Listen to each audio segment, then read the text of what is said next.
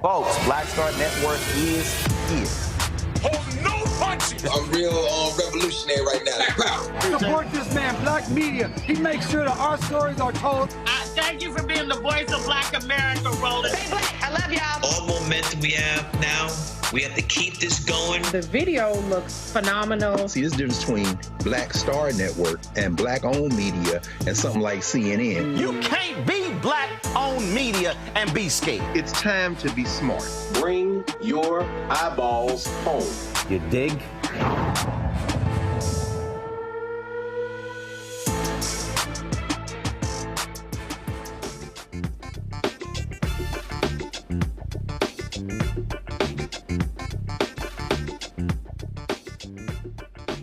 It's Wednesday, October 23rd, 2024. I'm Candace Kelly, sitting in for Roland. Here's what's coming up on Roland Martin Unfiltered, streaming live on the Black Star Network. Trump's former White House chief of staff issued a stern warning that if elected again, his former boss would govern like a dictator. You'll hear what Kelly and Vice President Kamala Harris had to say. We'll also show you some of Harris's NBC interview. Now, meanwhile, Justice and Joy National Collaborative launched its Rapid Response Fund, which will award grants to Gen Z voters to get out the vote. We'll talk to one of the organizers. We'll also talk to a professor who participated in a report that found that nearly 4 million Americans will not be able to vote because of their felony convictions.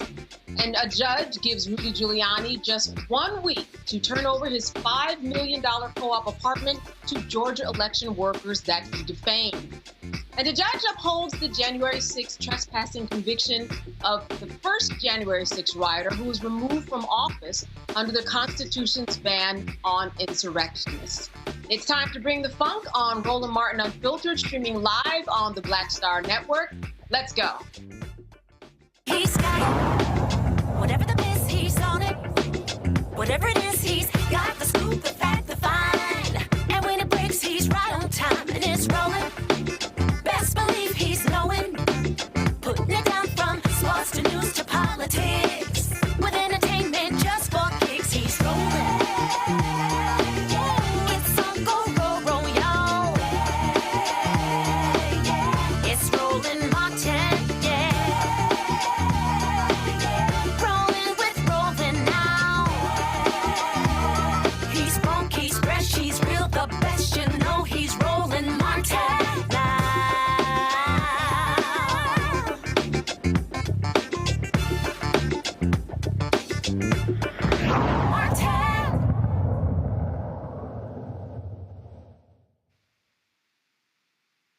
right, so former Marine General John Kelly, Donald Trump's longest-serving White House chief of staff, has warned that if elected again, his former boss would govern like a dictator, lack empathy, and have no understanding of the U.S. Constitution. Now, other Trump administration officials have criticized the convicted felon, but Kelly may just be the most high-profile so far. In an interview published by the New York Times, he had grave concerns about Trump's fitness for office. Let's take a listen. When he said to you that Hitler did a lot of good things. Well, I tell him that. I said, first of all, you should never say that. But if you knew what Hitler was all about from the beginning to the end, everything he did was in support of his racist, fascist life, philosophy, so that nothing he did you could argue was good. It was certainly not done for the right reason. And but he would occasionally say that. What would he say when you would lay that out to him? He'd just, that'd be the end of the conversation usually. What do you think? Do you think he's a fascist? Well, I'm looking at the definition of fascism. It's a far-right, authoritarian, ultranationalist political ideology and movement characterized by a dictatorial leader, centralized autocracy, militarism, forcible suppression of opposition, belief in a natural social hierarchy. So certainly, in my experience, those are the kind of things that he thinks would work better in terms of running America. Again, back to this issue of, democracy is complicated, messy to operate, probably the worst kind of government there is, except for all the other ones. I think Churchill once said that. And again, our Constitution, our founders built in to the Constitution and to the way our government operates, built in a lot of checks and balances, and didn't design the government to be streamlined and whatnot. So, but certainly the former president is in the far right area. He's certainly an authoritarian. Admires people who are dictators. He has said that. So he certainly falls into the general definition of fascist, for sure. He basically said to you that those who died for America on the battlefield were losers and suckers, and he said it more than once.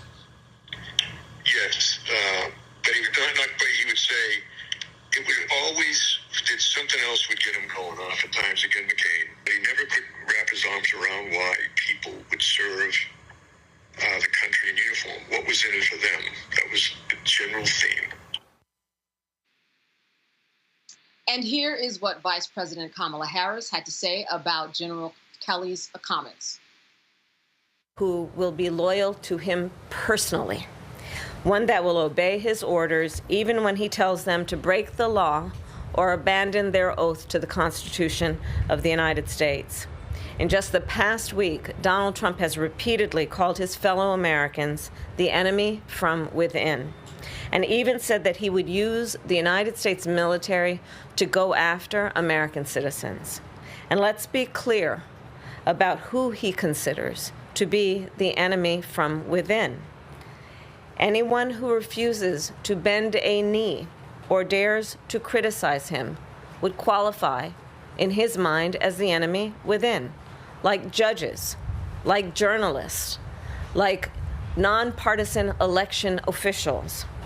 It is deeply troubling and incredibly dangerous that Donald Trump would invoke Adolf Hitler, the man who is responsible for the deaths of 6 million Jews and hundreds of thousands of Americans. All of this is further evidence for the American people of who Donald Trump really is. This is a window into who Donald Trump really is, from the people who know him best, from the people who worked with him side by side in the Oval Office and in the Situation Room. And it is clear from John Kelly's words that Donald Trump is someone who, I quote, certainly falls into the general definition of fascist, who in fact vowed to be a dictator on day one and vowed to use the military as his personal militia to carry out his personal and political vendettas. Donald Trump is increasingly unhinged and unstable. And in a second term, people like John Kelly would not be there to be the guardrails against his propensities and his actions. Those who once tried to stop him from pursuing his worst impulses would no longer be there, and no longer be there to rein him in. So the bottom line is this. We know what Donald Trump wants. He wants unchecked power. The question in 13 days will be, what do the American people want? Thank you. All right, I am now joined by Rebecca Carruthers. She is Vice President of the Fair Election Center in Washington, D.C. Also joined by Joy Cheney, founder of Joy Strategies, also out of Washington, D.C. Joy, let me start with you. Listen, I don't think that there's anything here that is very surprising, except for the fact that now we are hearing this from a general. Do you think that this makes a lot of difference in this regard? I mean, it's difficult for me to say so because Donald Trump has said some of the worst things ever. Many of the things that are included here, people already know. John Kelly has already been critical. John Kelly has already said that he has said members of the military are suckers and losers. It's obvious that he is an authoritarian leader, which I appreciate John Kelly just saying, if it quacks like a duck and it walks like a duck, it is a duck. Donald Trump is an authoritarian, and he seems to have a fascination with authoritarian leaders. And there's a little bit of sociopathy there where he just doesn't understand that you can't, like, to honor and to exalt Hitler is a real problem for the world. He must know that. But there's some kind of distance between what a normal human would feel and what he would feel. It is dangerous to have this person in office. I hope that it makes a difference for Republican women who Liz Cheney is talking to, who I think John Kelly is talking to, Republican people, moderates. But if you're on the fence, that combined with Doms, why support Donald Trump? It doesn't matter what your husband's doing. It doesn't matter what you think you might get in some kind of tax package. You don't want someone who wants to undermine democracy and your freedoms at the same time. I think it should say something to, Black men who might be out there saying, the Democratic Party has disappointed me. I want to be a disruptor. Donald Trump is too high a price to pay to have an exercise in disruption. What he's advocating is the death of democracy. And Black men will be the first ones to be caught up in that. So I'm hoping that for people who are on the margins, they understand that this is not the kind of person we want. Yeah, and not only on the margin, Joy, but the people who are saying, you know what, I don't like the choice, so I'm just going to stay home and actually not vote. Rebecca, I want to turn it over to you. Do you think it makes a difference that this is the New York Times, that this does feel slightly more official? And yes, the general has said these things before, but now we're really close to the election. It looks like he's beginning to make his rounds in a more official capacity. Well, thanks for having me tonight. For those people who read or listen to, watch, consume the New York Times, for the most part, those people have already made up their minds, and some of those people have already voted. Right now, we need to think about those who feel like they have nothing to lose. They feel like neither party is talking to them. Those are the types of people that, are the ones that we should be compelling at this point and making sure that there is actually options on the ballot for people who feel like they have nothing to lose. There are a lot of people hurting in this country. And I would say, regardless of which party, the parties need to talk to those people who are hurting. Even though we know the economy is doing well, there are still people who are feeling their pennies being pinched, knowing that food prices have went up over the last decade.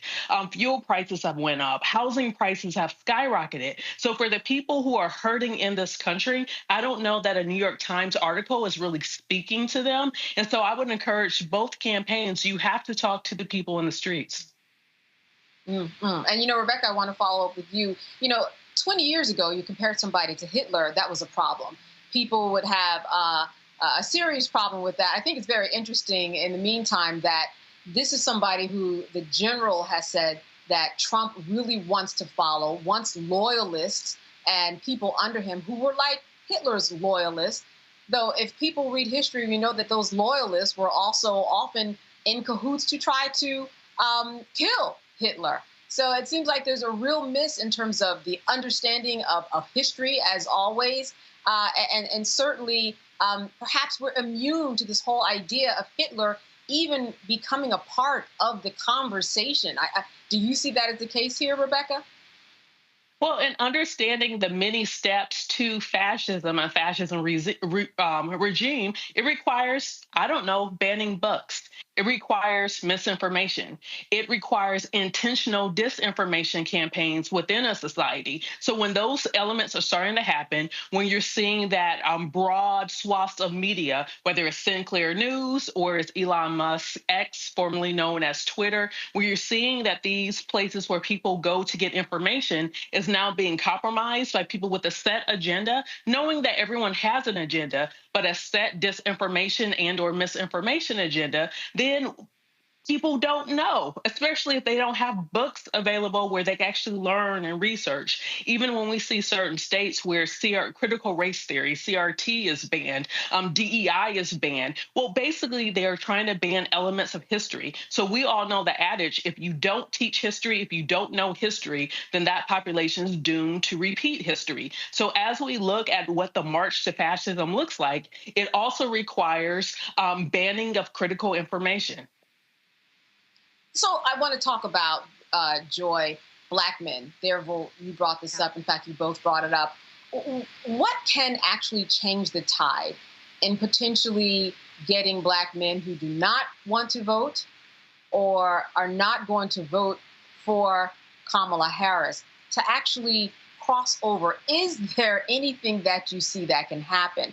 These are a group that have been taking up the headlines and really making a mark in terms of the power that they have. If you have someone in your house that is sitting home saying, listen, I'm not going to vote, is there anything you think that can cross them over? If it's not the supporters, former supporters of the former president who have crossed over and said, this is not the man you want, then who can do it? Well, first of all, let me just say, only on the Black Star Network and on Roland's show will I talk about Black men. When I do other things, I'm not going to do it anymore because I want to talk about white women. On those networks, I want to talk only about what white women are going to do to show up and vote and what we're going to do to convince them to come out.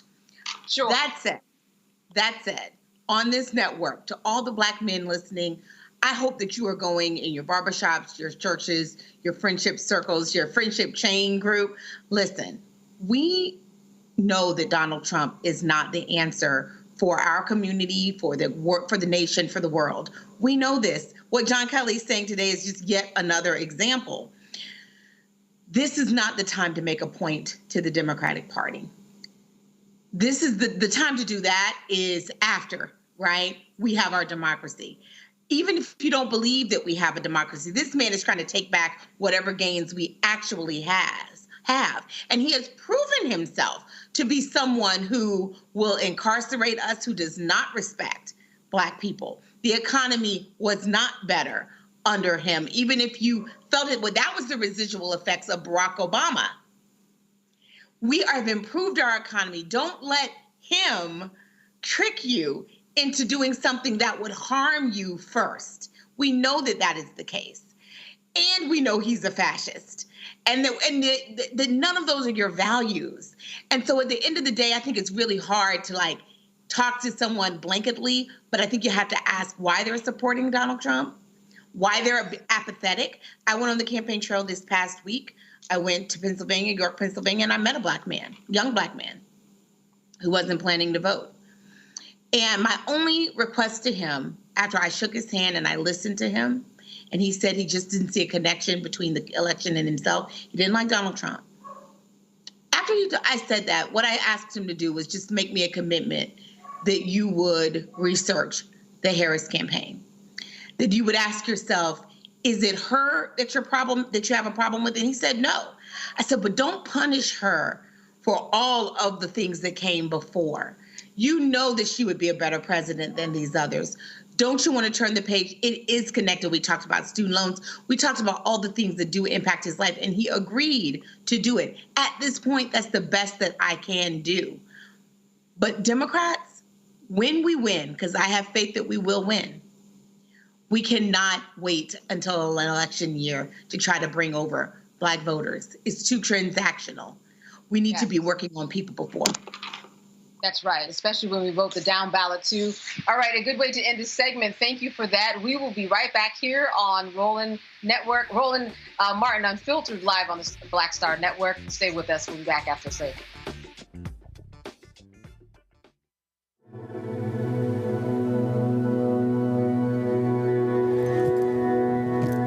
Her blanket.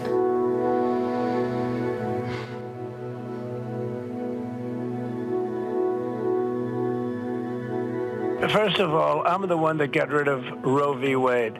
Do you believe in punishment for abortion? There has to be some form of punishment. For the woman? Yeah, there has to be some form.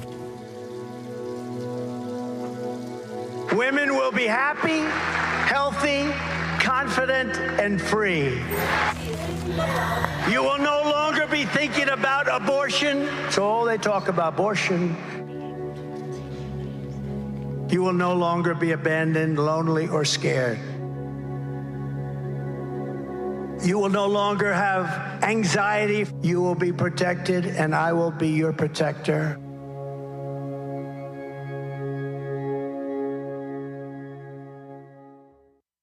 IVF is a miracle for us because it allowed us to have our family. After having my daughter, I wanted more children, but my embryo transfer was canceled 8 days before the procedure. Donald Trump overturning Roe v. Wade stopped us from growing the family that we wanted. I don't want politicians telling me how or when I can have a baby. We need a president that will protect our rights, and that's Kamala Harris. I'm Kamala Harris, and I approve this message. Bob and I both voted for Donald Trump. I voted for him twice. I won't vote for him again. January 6th was a wake-up call for me. Donald Trump divides people. We've already seen what he has to bring. He didn't do anything to help us. Kamala Harris, she cares about the American people. I think she's got the wherewithal to make a difference. I've never voted for a Democrat. Yes, we're both lifelong Republicans. The choice is very simple. I'm voting for Kamala. I am voting for Kamala Harris.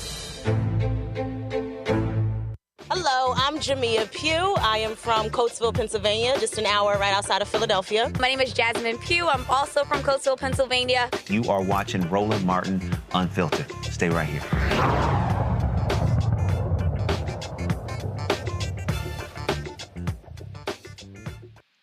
Vice President Kamala Harris sat down with NBC's Hallie Jackson, who asked about the economy. Here's part of that interview. Thank you, Madam Vice President, for your time today. I'm glad to be with you. Thank you. For so many voters, we know that a huge issue for them is the economy. Right. It's the cost of living. Our new NBC News poll shows that more voters think that the Biden administration policies have hurt them rather than helped them. And I wonder, are the last 4 years an obstacle to you in this race? Here's how I look at it. First of all, let me be very clear.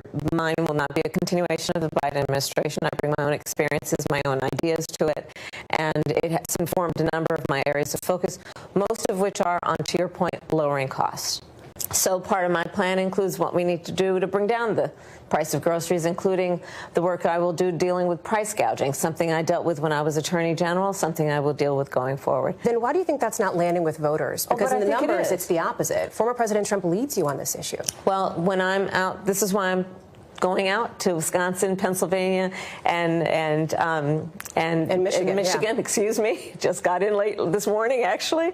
But going to 3 states yesterday, and I'm going to continue being on the road. I have to earn the vote. As you sit here today, do you think the country is ready now for a woman and a woman of color to be president? Absolutely. Absolutely. And I am seeing that in terms of every walk of life of our country. You know, I think part of what is important in this election is really not only turning the page, but closing the page and the chapter on an era that suggests that Americans are divided. The vast majority of us have so much more in common than what separates us. And what the American people want in their president is a president for all Americans, which is the type and kind of president I pledge to be. You've been reluctant to lean into, to talk about the historic nature of your candidacy on the campaign trail. Why is that? Well, I'm clearly a woman. I don't need to point that out to anyone. The point that most people really care about is, can you do the job? And do you have a plan to actually focus on them? There is a big gender gap in this race. Fewer men support you right now than they did President Biden. Some of your allies have suggested there's sexism at play. I wonder, do you think there is sexism at play here? Let me just tell you something. You've come to my events, and you will see there are men and women at those events. So the experience that I am having is one in which it is clear that regardless of someone's gender, they want to know that their president has a plan to lower cost, that their president has a plan to secure America in the context of our position around the world. Do you not see sexism as a factor in this race at all? I don't think of it that way. My challenge is the challenge of making sure I can talk with and listen to as many voters as possible and earn their vote. We traveled with the vice president to campaign events in Pennsylvania, Wisconsin, and Michigan. We're out here chatting with Vice President Kamala Harris as she is looking to win over moderate voters, Republicans, undecideds in this key battleground state. We're off to the next one. Wisconsin is next, including events with former Republican Congresswoman Liz Cheney. You're out here trying to reach women, trying to reach moderate Republicans. We are just 2 weeks out from the election. Yes. If they're still undecided, it means something about your message hasn't connected with them yet. What is it? We're 2 weeks away from a presidential election, and people are listening to the issues. You could tell from the response here with a group of undecideds, many independents, many Republicans, that they are open to and actually supportive of an approach that is about saying that we must have a president of the United States who honors and defends the Constitution of the United States, as opposed to Donald Trump that says he wants to terminate it. And on the campaign trail, she criticized former President Trump on minimum wage after he avoided saying whether it should be raised while campaigning at a McDonald's. Do you have a number? What would you like to see it at? Well, at least $15 an hour, but we'll work with Congress, right? That's something that is going through Congress. And we also asked her about Trump supporter billionaire Elon Musk campaigning in Pennsylvania with his $1 million offer to a random registered voter if they've signed his petition in favor of free speech and the right to bear arms. Do you worry that it could be effective, his support for former President Trump in that key battleground? Listen, I'm not about doing it gimmicks and all of that. I think that what we have to do and what I'm going to continue to do is to be out in communities. We also asked about abortion rights if Congress were to be controlled by Republicans. So is a question of pragmatism then, what concessions would be on the table? Religious exemptions, for example, is that something that you would consider? I don't think we should be making concessions when we're talking about a fundamental freedom to make decisions about your own body. We are sitting here 2 weeks away from election night. Last election, the former president came out on election night and declared victory before all the votes were counted. What is your plan if he does that again in 2 weeks? Well, let me say this. We've got 2 weeks to go. And I'm very much grounded in the present in terms of the task at hand. And we will deal with election night and the days after as they come. And we have the resources and the expertise and the focus on that as well. So you have teams ready to go? Is that what you're saying? Are you thinking about that as a possibility? Of course. This is a person, Donald Trump, who tried to undo a free and fair election, who still denies the will of the people, who incited a violent mob to attack the United States Capitol, and 140 law enforcement officers were attacked. Would you consider, if you win and he's convicted, a pardon for former President Trump? I'm not going to get into those hypotheticals. I'm focused on the next 14 days. But do you believe, is there any part of you that subscribes to the argument that has been made in the past that a pardon could help bring America together, could help unify the country and move on? Let me tell you what's going to help us move on. I get elected president of the United States. And tonight at 9 p.m. Eastern Standard Time, Vice President Harris will participate in a town hall on CNN with Anderson Cooper moderating in Delaware County, Pennsylvania. And finally, on Tuesday, Vice President Kamala Harris will give a speech on the National Mall. Let me talk to you about this for a moment, Rebecca. I think one of the things that really stood out was her response to what happens if Donald Trump says, you know what, I know that you might have won and the votes are in, but I'm going to do what I did before. I'm the winner here. She wasn't very specific about the plan, but I would imagine they certainly have a plan in mind because that could happen. Well, I'm still waiting to hear the former president say that President Joe Biden won. So I don't think that he's actually going to acknowledge what does or doesn't happen on election night. I think he's going to be banana pants the way he has indicated already, and that he doesn't actually believe in free and fair elections. He's not the most pro-democracy person. That said, there are national groups like my group, Fair Election Center. We're a C3 nonpartisan organization.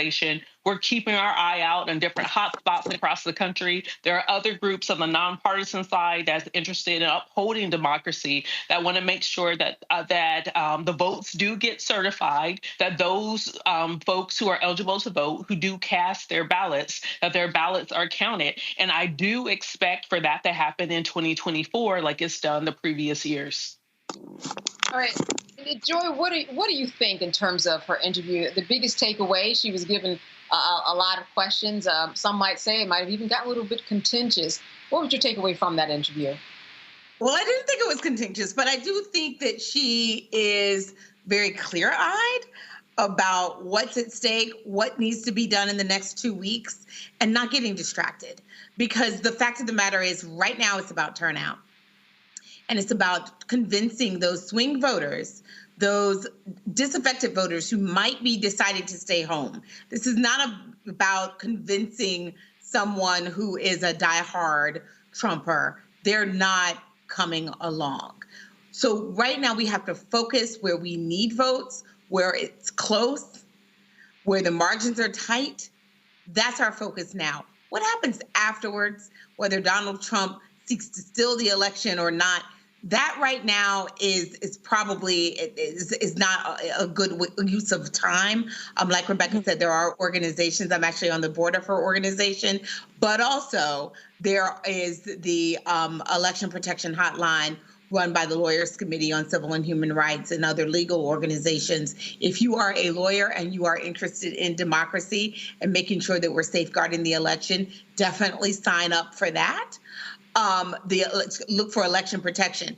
But for everyone else, our focus right now is on saying this is what Kamala Harris and her focus is on. This is what I and Tim Walz will be doing for you. This is why you don't want to throw your vote away by staying at home. And you certainly don't want to do a protest vote in favor of Donald Trump. That's where we're focused right now in the states that matter. Rebecca, let me ask you this, and I also want to wrap with you, Joy, on the same question. Do you think it's fair that she's still being asked questions about being a woman? I felt her exhaustion. I'm a woman. We see that. Next, do you think that, though, is still a part of the conversation that should be had? I'll start with Rebecca. I'll wrap up. So I was just at Southern University working with different students to promote the election, to make sure that students in Louisiana are participating in early voting. And what's really interesting, if you're Gen Z, if you're the age between 12 and 27, your formative years, you had a Black president, right? So if you're hearing people talk about, the first Black woman and South Indian descent president, it's not that big of a deal. But for those of us who have experienced nothing but white men as president, then having a woman as president is a big deal. So I think this is largely a prism depending on what generation you are and what experiences that you have. That said, if Kamala Harris becomes the first woman president in this country, it is a big deal. I know it's incredibly exhausting because this country is 248 years old, has never had a woman leading this country. So yes, it's exhausting, just like it's exhausting for the common question of, oh, well, are men not voting for you because you're a woman? You know, we talked about this earlier with black men, and I think it's unfair that the narrative is, why aren't black men supporting Kamala Harris? When we know about at least 80 to 85% of black men who vote this election cycle will be casting a ballot for Kamala Harris. But we know 75 to 80% of white men who vote this cycle will not be voting for Kamala Harris. So why don't we ask questions of the specific men who overwhelmingly probably aren't going to vote for Kamala Harris? Yeah, you bring a very good point. Joy, let me finish with you. You have about 30 seconds. Your thought on the female question. You know what? Rebecca already said it. My sword, my link says she already said it. Here's the question. Not just white men, not just white women, there are also other groups in this country. There are other groups that we are so close margins. We need everyone. So the question is, why would anyone support someone who is endorsing Hitler? Okay? By the account of people who worked for him. These are his friends. This is his White House chief of staff who is saying this is who he is. His own vice president won't be associated with him. These are the former vice president of the Republican Party won't be associated with him and has come out against him in favor of a Democrat. Y'all, this is unprecedented. Don't be a fool. But it's not just black men. I think that's what Rebecca and I are saying. Sure. It's anyone, no one who is sane, no one who cares about this country at all, or just even cares about themselves, should be voting for Donald Trump. We ought to have a landslide for Kamala Harris and Tim Walz. All right. Of course, Joy and Rebecca breaking it down. You are watching Roland Martin Unfiltered live on the Black Star Network. We'll be back after a break. Stay with us. In 2016, Donald Trump said he would choose only the best people to work in his White House. Now those people have a warning for America. Trump is not fit to be president again. Here's his vice president. Anyone who puts themselves over the Constitution should never be president of the United States. It should come as no surprise that I will not be endorsing Donald Trump this year. His defense secretary. Do you think Trump can be trusted with the nation's secrets ever again? No. I mean, it's just irresponsible action that places our service members at risk, places our nation's security at risk. His national security advisor. Donald Trump will cause a lot of damage. The only thing he cares about is Donald Trump. And the nation's highest-ranking military officer. We don't take an oath to a king or a queen or to a tyrant or a dictator. And we don't take an oath to a wannabe dictator. Take it from the people who knew him best. Donald Trump is a danger to our troops and our democracy. We can't let him lead our country again. I'm Kamala Harris, and I approve this message. Here's a 78-year-old billionaire who has not stopped whining about his problems. Oh, she had a big crowd. Oh, the crowd. This weird obsession with crowd sizes. It just goes on and on and on.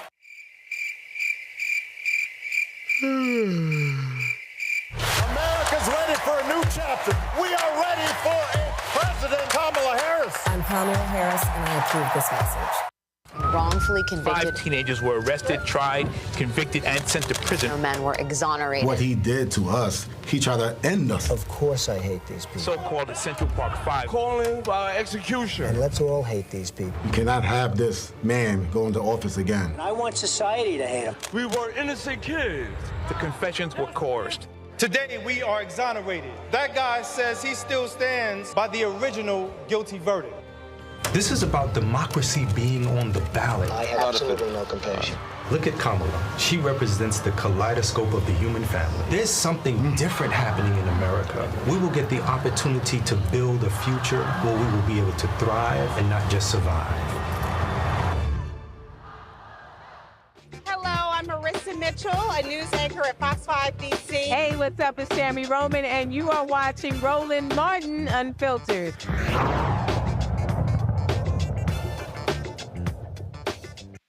40.8 million members of Gen Z will be eligible to vote in the presidential election. These young people have tremendous potential to influence the upcoming election. This is why the Justice and Joy National Collaborative says it launched a rapid response fund to mobilize young voters ahead of Election Day. Microgrants, $50 to $500, will be awarded to young people of color under the age of 30. To organize and host Get Out the Vote activities in person and digitally across the nation, I'm joined now by Aisha Khan. She's a senior director at Justice and Joy National Collaborative. She joins us from Dallas, Texas. Thank you so much for being with us, Aisha. Thank you. Glad to be here. Yes, indeed. Now, let's talk about these initiatives that people are probably lining up for. I understand that last year you gave out $820,000. How did this come about in terms of these micro grants, and how has it been working out so far in terms of getting out the vote? Yeah, thank you. So it really started just a couple of months ago when we were talking with our youth advocates, and with their guidance, we created the Fixing Democracy Initiative. And it was essentially a research initiative that was surveying first how young people and Gen Z folks were feeling about the election right now. And from there, we realized that civic engagement is something that they are very passionate about, especially within their communities. And so the Rapid Response Fund was born, and it essentially is approved and reviewed by young people, by Gen Z folks, and applications are coming in every day about amazing events that young people are trying to put on, essentially with the same thread that young people want to talk to people in their communities. They want to engage them in fun ways and really just talk about the importance of voting this season. Yeah, I'm very curious about what are the interesting and fun ways that they are out there promoting and trying to get grants for. What does that landscape look like? I mean, certainly it's changed, especially with social media. I am sure they are very creative with their activities. Yeah, we've seen amazing things. We've seen ballot bracelet parties. There's another person out in the Midwest who's doing a roller skating sort of get together. There's been a lot of university events where just picnics and just our fund is helping fund really just like food and drink sometimes. There's a young adult in Arizona who did a really intimate dinner party with her friends and family. A lot of intergenerational things we're seeing too. There's a young mom in Oregon who's hosting a costume party for Halloween with mothers and kids to just talk about the importance of voting from a young age, and then also at a very critical age for some of those young moms who are looking at very specific political issues. Gen Z, a big voting bloc. I would imagine that people on the political landscape are paying attention to how they are communicating with each other. Have you had people reach out to you to talk to you about what you're seeing because they want to use that in their political campaigns and just share with them how the Gen Zers are actually thinking and what they're doing these days? Yeah, and that was kind of what came out of our survey initially. We really wanted to have very accurate messaging for folks who are working on active sort of political campaigns. And we found out a lot from those focus groups. We heard that, yes, young voters are, they're fearful of kind of like violence and political division. They are unhappy with unaffordability of life and everyday needs not being met. A lot of them are disillusioned by democracy and theory, and they want to see it actually in practice. But despite all of this sort of like oppression, systemic oppression on different levels, we're seeing that Gen Z voters of color specifically are very resilient, and they're committed to striving for better for themselves and their communities. So messaging has really been about like liberation, community, like work. And there's just so much overwhelming positivity that we're hearing from putting money in the hands of young people and really trusting them with these kind of events. And a real diverse group of young people. I understand that you specifically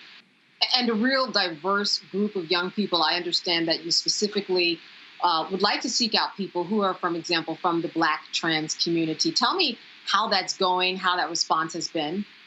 Oh, it's been great. we really wanted this to be a specific fund for girls, young women, and gender expansive young people of color, because we really think that they're the most invisible and marginalized in society. I mean, polling shows that they are a critical demographic, but they're just ignored in the conversation. So we really wanted politicians to take this voting bloc very seriously, because they're the most affected from these systems. And some of the responses that we're getting from young people, and these are young people across the spectrum, have just been really overwhelmingly positive. And I think that it's building a lot of buzz within the Gen Z community, and hopefully translating to how political campaigns are interacting with Gen Z as well. Mm-hmm. Before I go to Rebecca and Joy, I do want people to know how you are selecting people and what they can do in order to get one of these micro grants. What is the process?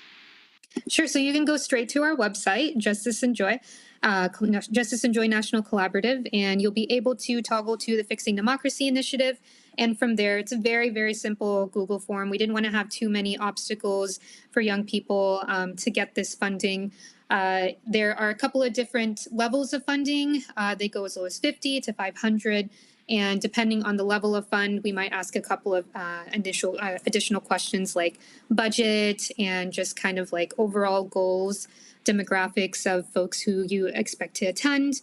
And then after that, we're also hoping to kind of gather the grantees on a virtual meeting and really build community from there, because we've been hearing that's very important to Gen Z and something that Justice and Joy really values as well.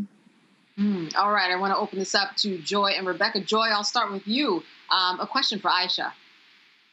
Well, let me just say, Justice and Joy is really an outstanding organization and effort. And YWCA, which is one of my clients, has done a lot around Gen Z, which is 18 to 27. I believe Justice and Joy is using about the same definition. And so, what are the things that you have seen Gen Z women in particular, but Gen Zers of all, maybe you have both. What are they identifying as their top priorities in this election?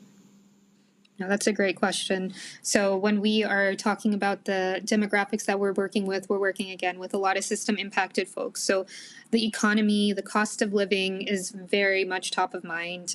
We're hearing a lot about the importance of reproductive health, abortion rights, especially when it comes to young moms. And of course, like community care is definitely something that we're seeing across the spectrum from 16 to 23. Folks are already identifying the importance of that. Something also that's top of mind is the genocide in Gaza. We're hearing a lot from disillusioned Gen Z folks who are on the fence really about voting at all. And that is top of mind. That's kind of pushing them towards one way or the other. All right, Rebecca. Thank you so much for the work that you do. Can you tell us about some of the messaging that you might have tested as effective, especially with Gen Z? For sure.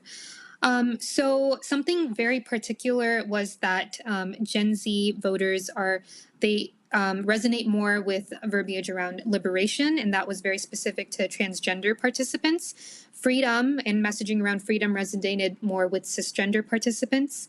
Again, when we kind of polled and surveyed folks, we found that the dream candidate is a woman of color who is unapologetic, who's an advocate for issues that matter to them, including gender justice, the working class, and a ceasefire in Palestine. So again, talking about mutual aid, collective power, those are all very important to the voting bloc, and kind of making sure that, there are no sort of negative views about apathy, because that really does invisibilize this really important voting bloc. I want to get people excited about applying. This is a rolling application. Does it continue after this big election into other elections too, and a down ballot? Can you explain your process in terms of the timeline? Sure. So we are closing applications on November 1st. So please make sure to apply before then. We're hoping that this is a continuous effort. Really, we want to make sure that we are able to encourage. We know that young people are really invested in local elections as well. And we want to make sure that that is not left on the back burner. This is, just one part of a larger puzzle. So we're hoping to have more of these funds in the future. But for now, we really, really, really, really hope that you'll apply to the Rapid Response Fund, and we look forward to your application. Yeah, you are in close contact inside of the mindset of many of those who are part of the Gen Z world. Has there been anything that has surprised you about what they have brought to the table? I am just constantly amazed at our Youth Leadership Council that has been really spearheading this entire initiative. We've been looking to them for guidance about, how should we structure the application. We've been hearing a lot about their, sort of like rubric for accepting and kind of delving deeper into some of the applicants that are coming in. So I am just always amazed and inspired at really the resiliency of this really important voting bloc that's been invisibilized and ignored in the past. So more than anything, I just look up to them and have been learning a lot. All right, Aisha Khan, thank you so much for being with us. Some important work that you're doing. Continue to fight. Good to see you. Thank you. All right, and you are watching Roland Martin Unfiltered here live on the Black Star Network. Stay with us. We'll be back after the break.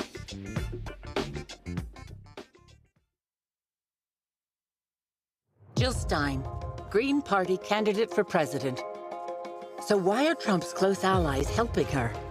Stein was key to Trump's 2016 wins in battleground states. She's not sorry she helped Trump win. That's why a vote for Stein is really a vote for Trump. Jill Stein, I like her very much. You know why? She takes 100% from them. I'm Kamala Harris, and I approve this message. I get it. The cost of rent, groceries, and utilities is too high. So here's what we're going to do about it.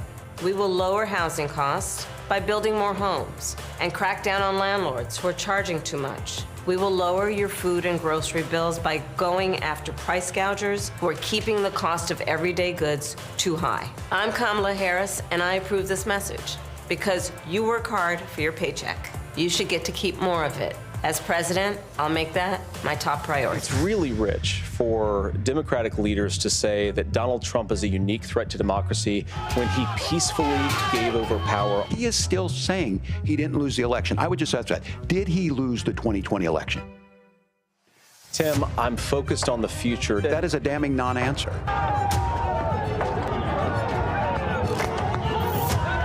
America, I think you've got a really clear choice of who's going to honor that democracy and who's going to honor Donald Trump. Winners never back down from a challenge. Champions know it's anytime, any place. But losers, they whine and waffle and take their ball home. Trump now refusing to debate a second time. He did terribly in the last debate. He's so easily triggered by Kamala Harris. Well, Donald, I do hope you'll reconsider to meet me on the debate stage. If you've got something to say, say it to my face. I'm Kamala Harris, and I approve this message. Hi, everybody. I'm Kim Coles. Hey, I'm Donnie Simpson. Yo, it's your man Deion Cole from Blackish, and you watch Roland Martin Unfiltered.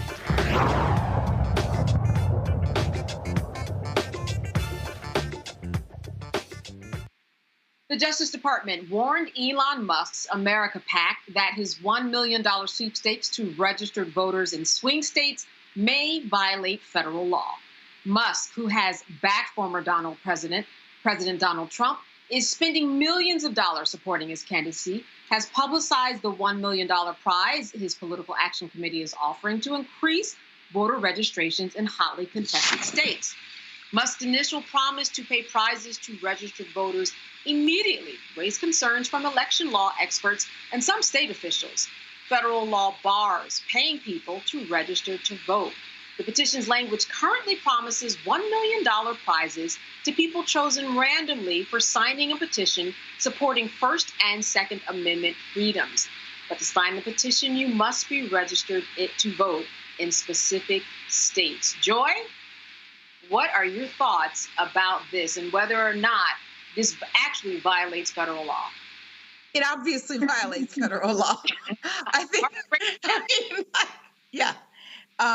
This is obviously inappropriate. This is obviously worse than that, particularly illegal. It was right for the Justice Department to jump in. It's why elections matter. It's not just the person in the top job. It's all of the other people who are in the jobs. No one had to tell the Justice Department to do that. It's plainly illegal. And it's also a warning to other people, right? Don't do this. What Elon Musk does might have reverberations elsewhere, and we want to make sure we cut that off at the pass. And here's the thing. If he wants to pay people, to vote, I mean, many people can take advantage of that. So that's not what we want in our elections. It's not so much that Elon Musk is going to make things worse for just Democrats. What's good for the goose is good for the gander. So if he's doing that, well, then some wealthy Democrat could do that. This is not what we want. This is not what we want. It's illegal.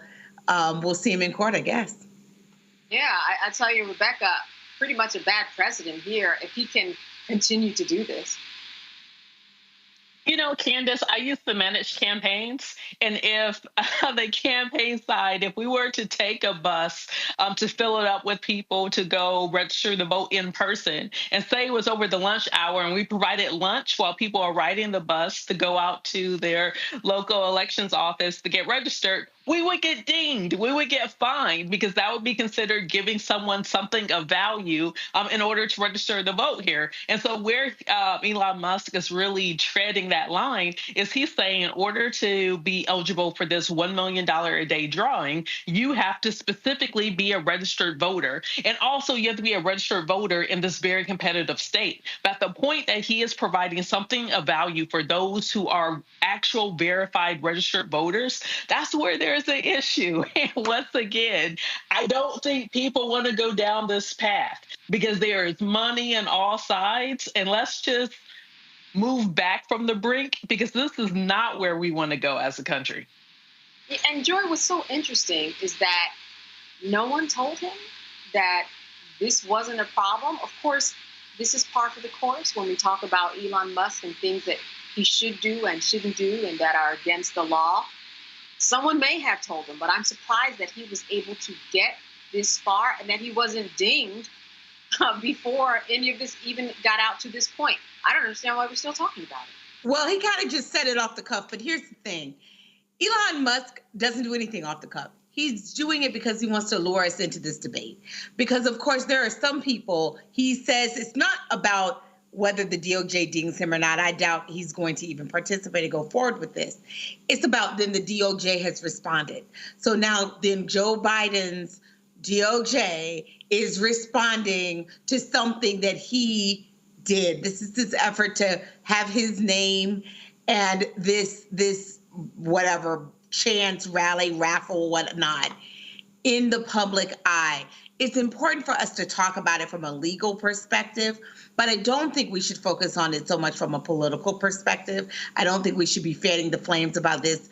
This is about him getting attention and about him reinforcing a notion that the DOJ is cracking down on so-called Republicans. This is kabuki theater as usual. It doesn't mean it's not harmful.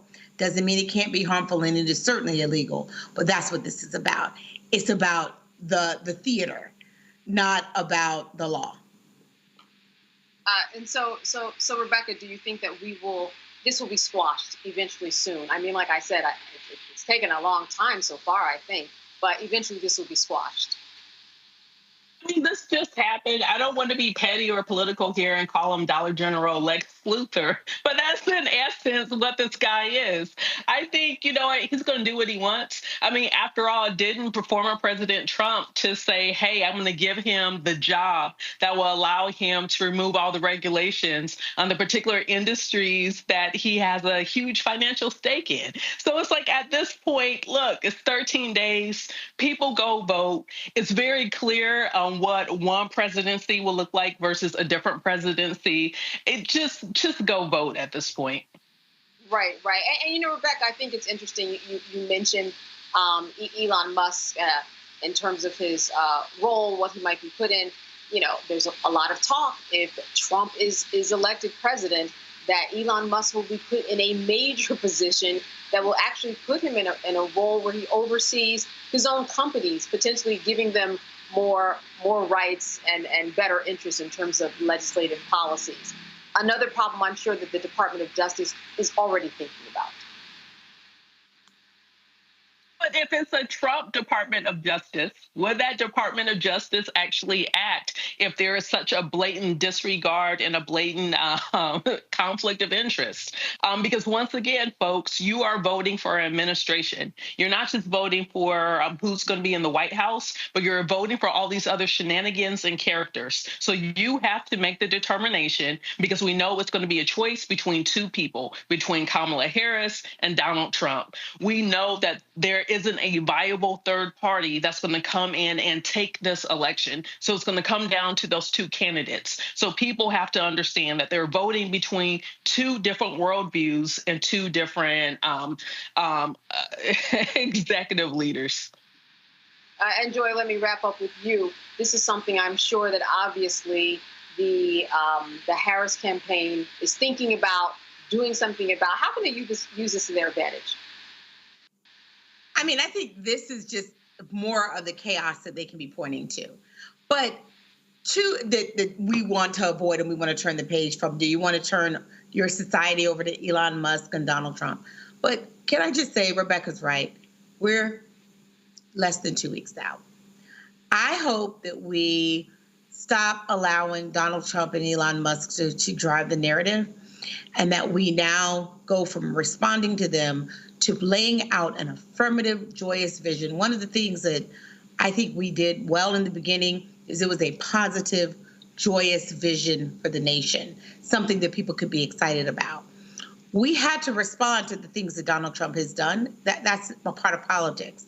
But now that we're closing, we're giving our closing arguments, it's in time for us to return to that joyous vision, that freedom vision. I'm looking for some exciting endorsements, I'm hoping, in these next couple of days. I want some really good speeches that she can give to remind people it's so much bigger than one policy or another. This is about the future of our nation. What direction do we want it to go in? That's what the closing argument needs to be about. We're at that season right now. To hell with Elon Musk. All right. And listen, we're going to hear more from Elon Musk and many other characters along this campaign trail on the next coming weeks. All right. Stay with us on Roland Martin Unfiltered. We'll be right back after the break. He told us who he was. Should abortion be punished? There has to be some form of punishment. Then he showed us. For 54 years, they were trying to get Roe v. Wade terminated, and I did it, and I'm proud to have done it. Now Donald Trump wants to go further with plans to restrict birth control, ban abortion nationwide, even monitor women's pregnancies. We know who Donald Trump is. He'll take control. We'll pay the price. I'm Kamala Harris, and I approve this message. The overturning of Roe almost killed me. I had a blood clot in my uterus that caused my labor to have to be induced because of the overturn of Roe v. Wade. I wasn't able to get life-saving treatment sooner. I almost died. And that's because of the decision that Donald Trump made. I was able to get Roe v. Wade terminated, and I'm proud to have done it. The doctors and nurses were afraid that if they treated me in the incorrect way, that they would be prosecuted for that. And that's appalling. Donald Trump says that women should be punished. Do you believe in punishment for abortion? There has to be some form of punishment. For the woman? Yeah. I believe that women should have reproductive freedom to make the choices about their own bodies. 4 more years of Donald Trump means that women's rights will continue to be taken away one by one by one by one. This has to stop because women are dying. I'm Kamala Harris, and I approve this message. Disastrous, alarming, a plan that shreds American values. That's what independent news sources and conservatives are saying about a proposal from right-wing extremists called Project 2025. It would threaten hundreds of thousands of jobs created by the Clean Energy Plan, give massive tax breaks to big oil, and roll back protections that keep corporations from poisoning our water with toxic chemicals. Project 2025, a dream for them, a disaster for you. What's good, y'all? This is Doug E. Fresh, and you're watching my brother Roland Martin Unfiltered as we go a little something like this. Hit it. It's real.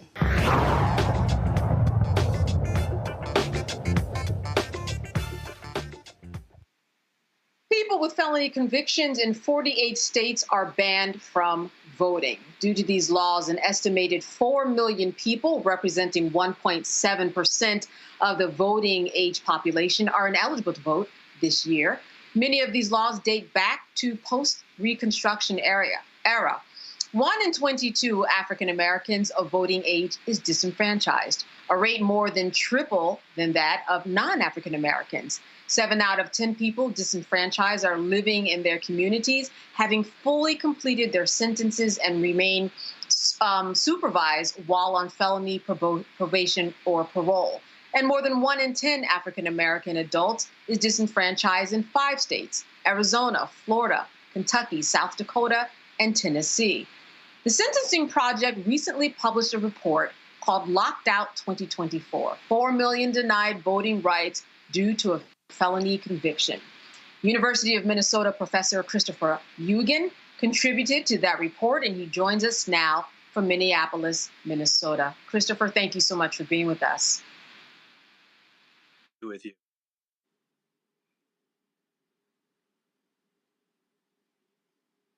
Here, Christopher, you there? Yes.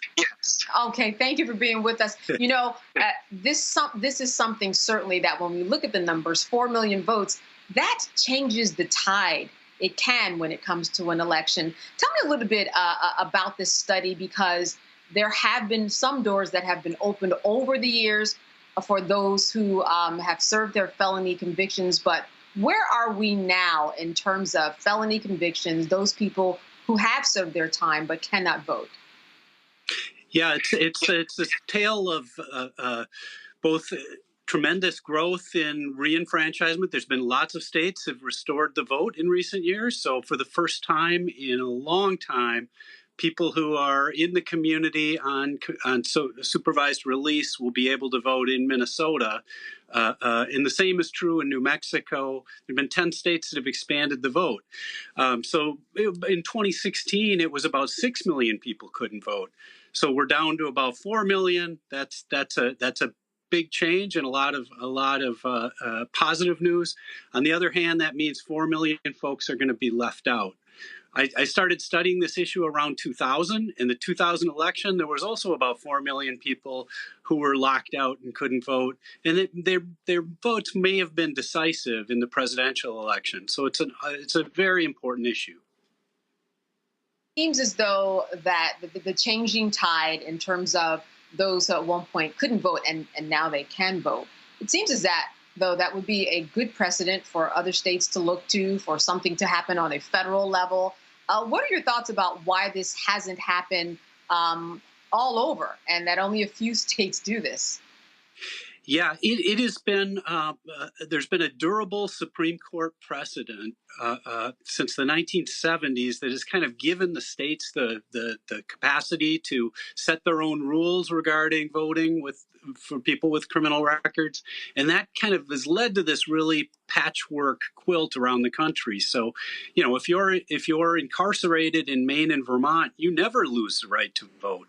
If you're incarcerated in Florida, you may lose the right to vote indefinitely, or at least until you've served all your time, paid all your fines and fees, and if your offenses don't occur on an excluded list. So that sort of unfairness across the country is one of the real challenges. As I said, though, you know, there's a lot of grassroots coalitions around the United States that are really working hard to expand the vote. And is there any movement in terms of on a federal level or anything happening in Congress to see just a complete change in the tide? That has been more elusive. I'll say that There have been several Supreme Court challenges under the Voting Rights Act because, as you discussed, there's a disparate impact racially, and many of these laws were formed with racist intent after the Civil War when Black men gained the right to vote. So I think there are legal grounds for such a case, and such any infringement on voting should get some strict scrutiny from the court. But I would say that has been an uphill battle, and I'm not particularly optimistic that we'll see action at the Supreme Court or in the federal courts generally. So it's been more state from the court, but I would say that has been an uphill battle, and I'm not particularly optimistic that we'll see action at the Supreme Court or in the federal courts generally. So it's been more states picking away at each of these categories and saying, well, what can we do for people who are post-sentence, who've served all their time? What can we do for people who are on parole or who might be on probation? And those have gradually started to chip away at these laws.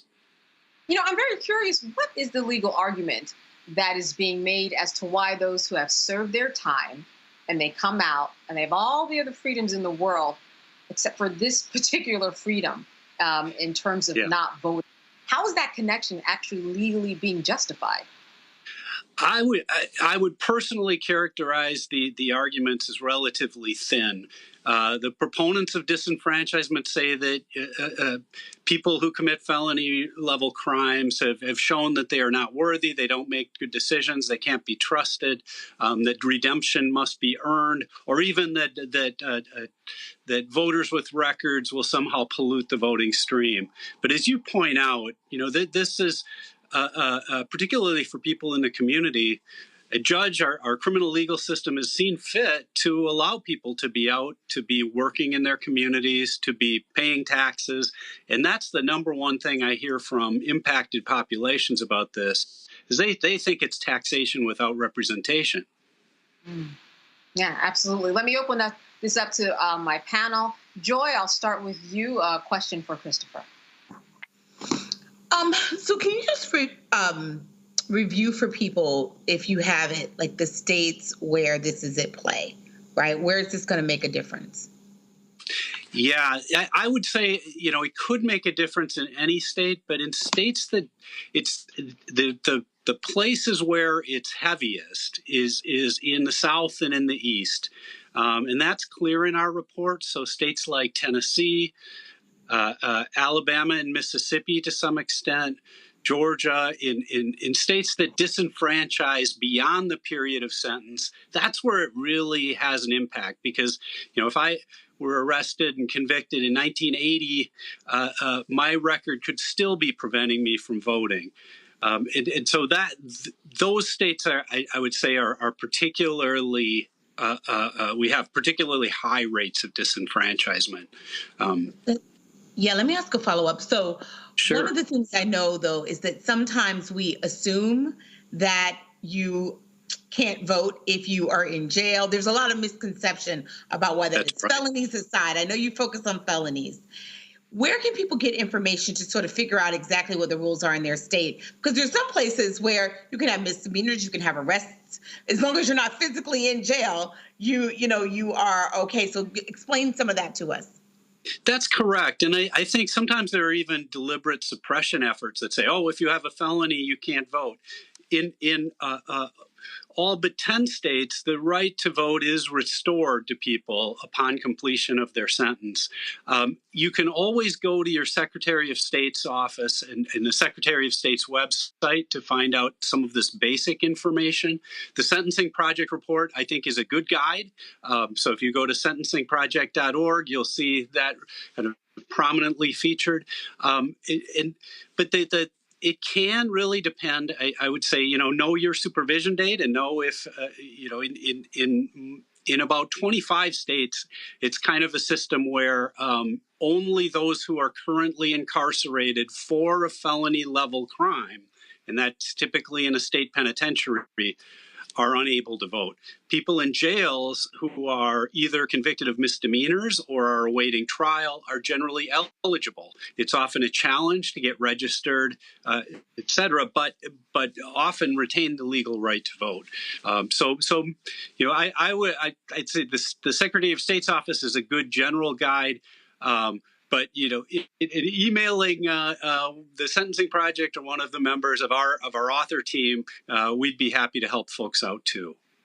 Yeah, quite a bit of information. I'm not sure if we pulled up our graphic. The states and their felony disenfranchisement restrictions. We have a full screen of that as I go to Rebecca and ask her to ask you a question, Christopher. Sure.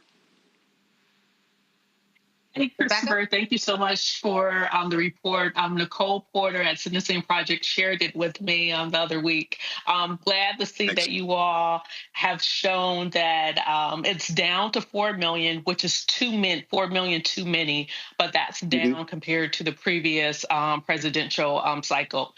I have so many comments and questions, but I want to limit it to one thing because my organization does voter restoration litigation. And we're in Kentucky, we're in Virginia around the arbitrary voting rights restoration. But I have a Florida question for you. Many of our viewers are familiar with that amendment that passed in 2018, which provided, I think it was 1.4 million returning citizens, those who are convicted of felonies, to actually get their voting rights restored. But then the Florida legislature said, not too fast. Now you actually have to pay a fine, in essence, a poll tax. Unfortunately, in Florida, your probation officer doesn't know what that fine is. Your local county elections board doesn't know what that fine is. The Secretary of State can't tell you what that fine is. The sheriff or even the courts can't tell you what that fine is. So in essence, it is, I think, about 900,000 people in limbo because they don't have information on how to get their rights restored. So can you talk more about Florida? Yeah, we've been thinking a lot about Florida for many years. It is a challenge, and Desmond Meade, the great advocate for voting rights restoration in Florida and around the world, he really, I think, led this movement to restore the vote, got over 60% of Floridians to vote in favor of restoring the rights upon completion of sentence. And as you point out, this requirement to pay off all of one's court debt is quite onerous. It's not like you owe a library book in the library or a library fine and the library can tell you what you owe. This all depends. It could be spread out across counties. It's extremely difficult. Now, we estimate that about 1 in 3 people who should have been affected by this law actually have had their rights restored and are current on their legal financial obligations. But this is a whole other area of work that about fines and fees in the justice system, because we know they've gone through the roof. They are often insurmountable for people.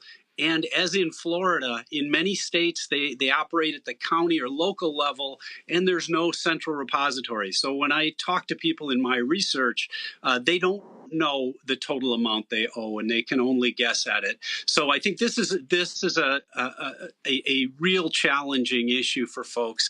It is the case, however, that in many states, and that people have had their rights restored, or that the requirement to pay these fines and fees has been waived. And we talk to some extent about that in the new report. And I just want to give this opportunity for you to encourage people who are out there to actually learn about this and what they can do in order to make sure that there is a groundswell of support for those people who are disenfranchised in terms of what everybody can do to try to make this happen. There is, and I think it's important to point out too just how weird the United States is in disenfranchising people, especially beyond prison. In the rest of the world, the whole fulcrum of debate is about whether people in prison should be able to vote or hold office. In the United States, we're applying these permanent disenfranchisement to large numbers, to millions of people We, for the first time this year, we have state-by-state numbers of the women affected specifically and the men affected. And over 90% of the women who are disenfranchised are in their communities, working, raising families, being active in other ways. So the United States is a real outlier on this issue, as on so many others, and the time for reform is now. All right, Christopher Eugen, thank you so much for being with us tonight. Great information that I'm sure people will be sharing. Thank you for making us aware. Thank you so much. All right, you are watching Roland Martin Unfiltered here on the Black Star Network. Stay with us. Jill Stein, Green Party candidate for president. So why are Trump's close allies helping her? Stein was key to Trump's 2016 wins in battleground states. She's not sorry she helped Trump win. That's why a vote for Stein is really a vote for Trump. Jill Stein, I like her very much. You know why? She takes 100% from them. I'm Kamala Harris, and I approve this message. Disastrous. That's what independent news sources and conservatives are saying about Project 2025. It would threaten hundreds of thousands of jobs, give massive tax breaks to big oil, and roll back protections. A dream for them, a disaster for you. I get it. The cost of rent, groceries, and utilities is too high. So here's what we're going to do about it.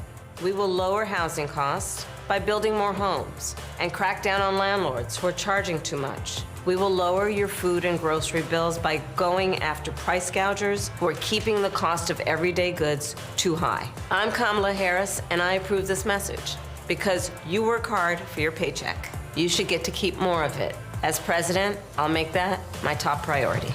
It's really rich for Democratic leaders to say that Donald Trump is a unique threat to democracy when he peacefully gave over power. He is still saying he didn't lose the election. I would just ask that. Did he lose the 2020 election? Tim, I'm focused on the future. That is a damning non-answer.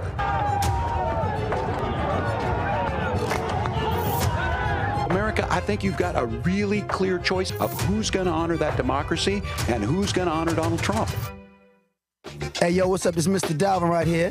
What's up? This is KC. Sitting here representing the Jodeci. That's Jodeci. Right here on Roland Martin Unfiltered.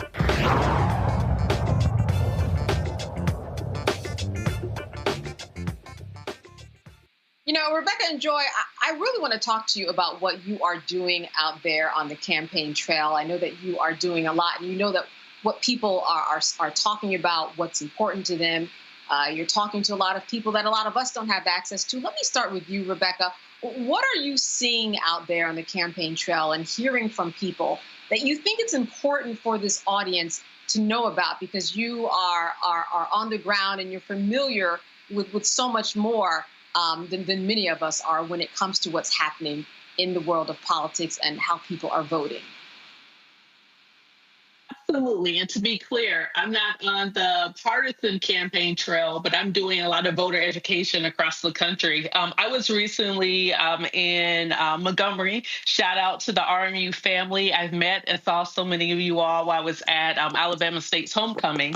And one of the things that I heard from a lot of voters is that they were unaware that they are now in a new congressional district, which is called an opportunity district. For those of you all who weren't familiar, there was a Supreme Court case that said that Alabama drew their congressional seats in such a way to deny Black voters the potential to actually have more Black representation than the one congressional district in Alabama. So now, if you are a student at Tuskegee, if you're a student at Alabama State, if you live in parts of Mobile, if you live in Montgomery, you absolutely have the opportunity to vote for a candidate of your choice and might more closely represent you, aligned with your interests. And so, you know, it was a little disheartening that there were voters who weren't aware of that. But that's one of the reasons why different groups do voter education, to make sure that people understand when a new district is drawn over their head, they must know so they are informed when they're going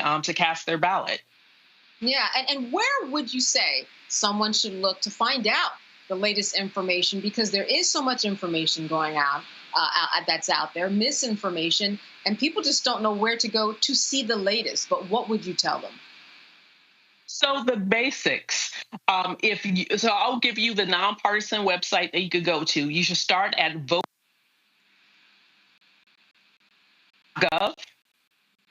Okay, you know, do at vote.gov. Can you say that again? I lost you for a moment. Sure. So one of the most important things you could do is to go to vote.gov. It's a nonpartisan website, and actually double check your registration. See when you have the opportunity to vote, whether it's in person or if you can still request a ballot by mail and vote, or if you need to wait until election day in order to vote. So that's the first thing that you should do. The second thing is, once you verify that you are registered to vote, I need people to look up their sample ballot. And they could go to their Secretary of State, or they could go to their local county board of elections. They can access this online and actually put in your information where you're registered to vote, and you can see what's going to be on your ballot. Take the time to actually do Google. Go to Ballotpedia, which has really great information. Amendments that's on your ballot. It has great information about the candidates and some of their positions of those candidates who are on the ballot, not just the top of the ticket, but down ballot. But do as much as possible to educate yourself. Because if you live in Arizona, if you live in Ohio, if you live in Florida, if you live in Nevada, if you live actually in the majority of states this year, there are relevant ballot initiatives that should inform you, because that's direct impact on what's happening in your cities, in your towns, and not just what's happening at a federal level, but things that are happening at a local level. If you live in some of the states that I mentioned, there's also relevant Supreme Court races, state Supreme Court races in your particular state. So there's a lot of stuff that's on the ballot. Voters really must educate themselves to understand the choices that they're making going into the ballot booth this cycle. And Joy, when we talk about educating ourselves, we are not just talking about scrolling through Instagram or Twitter, which if you go on Twitter, because of Elon Musk, the first stories, 10, 20 stories that you get, they're all political on both sides. It's like we are in a silo when we are on these social media sites. We have to do more than just scroll. That's right. So Rebecca, I'm going to repeat the names of the websites that Rebecca talked about, because those are the ones that I was going to identify. Vote.gov and Ballotpedia. I believe it's .com, Ballotpedia, but we can check that, or maybe .org. Rebecca, maybe you can check that while I'm talking, because we want to make sure you have these resources. In this critical moment, here's what I want you to do. I want you to not get your news off social media. There is some good stuff and there's some bad stuff. But when you're looking for the facts, that is not where you want to go. This is the time to go to reputable media sources. So you want to go to your major newspapers. You want to go to your .gov. So if it's a government-produced website, your Secretary of State, your county election officials, those are the areas where you want to get your information from, because those people are nonpartisan. I already said earlier tonight, if you are a lawyer or a law student or so inclined, you can do election protection to try to help people actually know how to vote and do so in a nonpartisan way. After you've done all that and you're down to deciding, I really want to arm myself with who I should vote for and what their policies are. Maybe you are trying to convince others of who they should be voting for.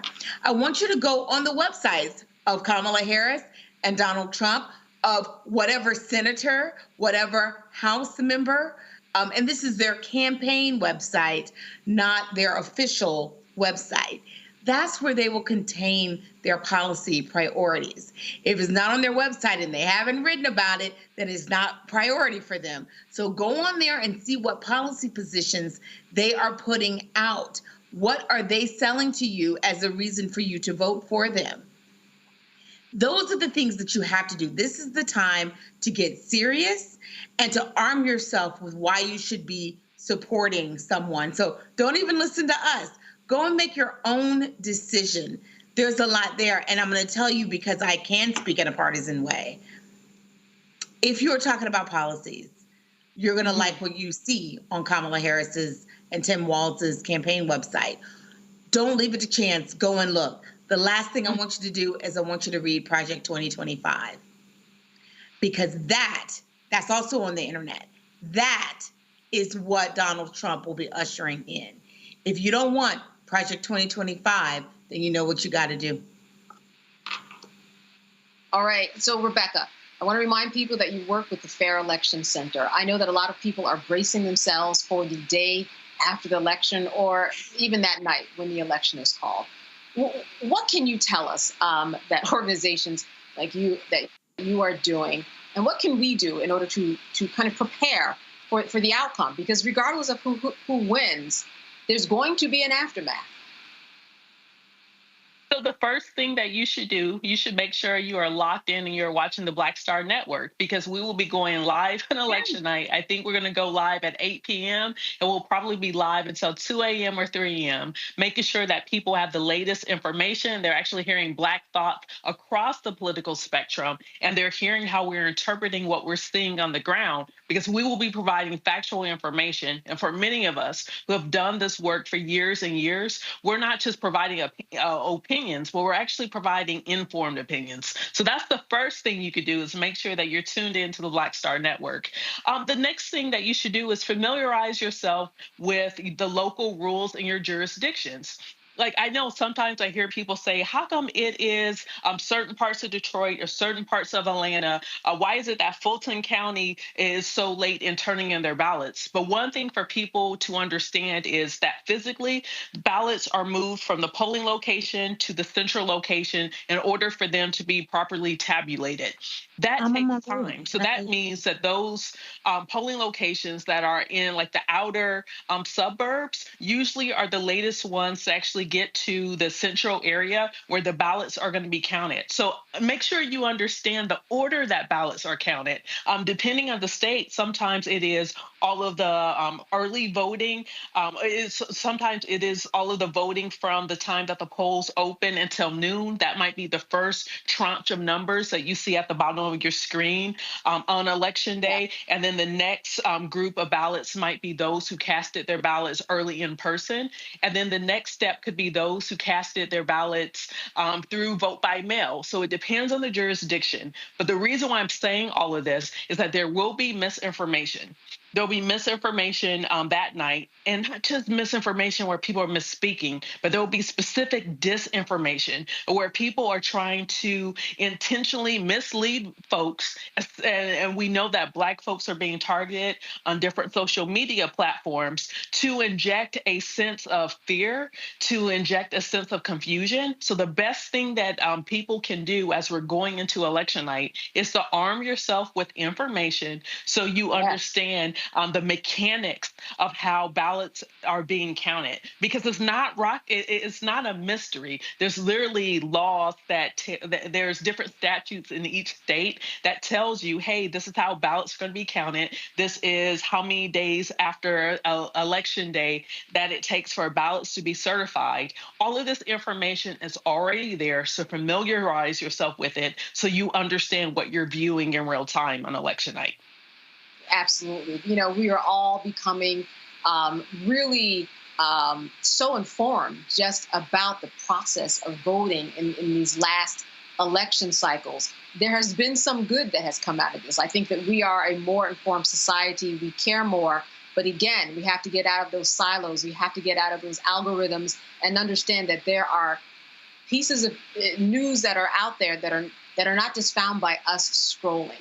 When we scroll, we are actually in an echo chamber of people who think like us, you know? So it leads us to sit there longer because, of course, everybody thinks like us and it makes us feel comfortable. And when we get comfortable, that's where that information really, really can seep in. All right, ladies, great information. We are going to be back after the break with more of these two. You are watching Roland Martin Unfiltered live here on the Black Star Network. Stay with us.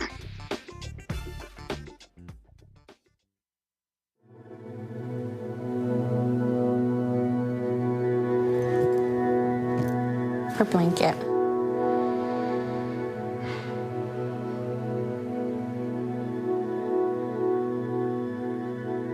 First of all, I'm the one that got rid of Roe v. Wade. Do you believe in punishment for abortion? There has to be some form of punishment. For the woman? Yeah, there has to be some form. Women will be happy, healthy, confident, and free. You will no longer be thinking about abortion. So all they talk about abortion. You will no longer be abandoned, lonely, or scared. You will no longer have anxiety. You will be protected, and I will be your protector.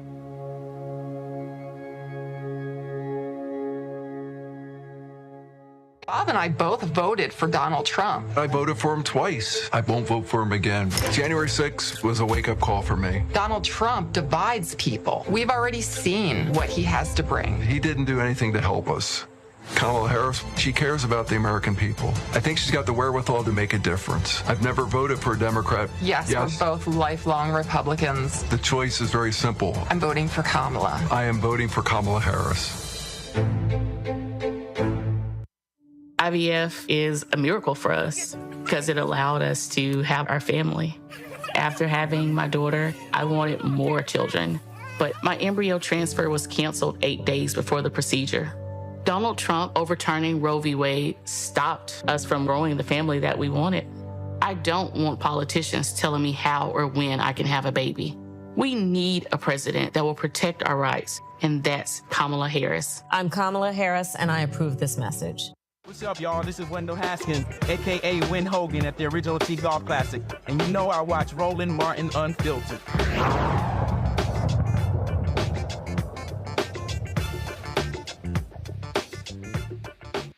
All right, it is all coming down on former New York Mayor Rudy Giuliani.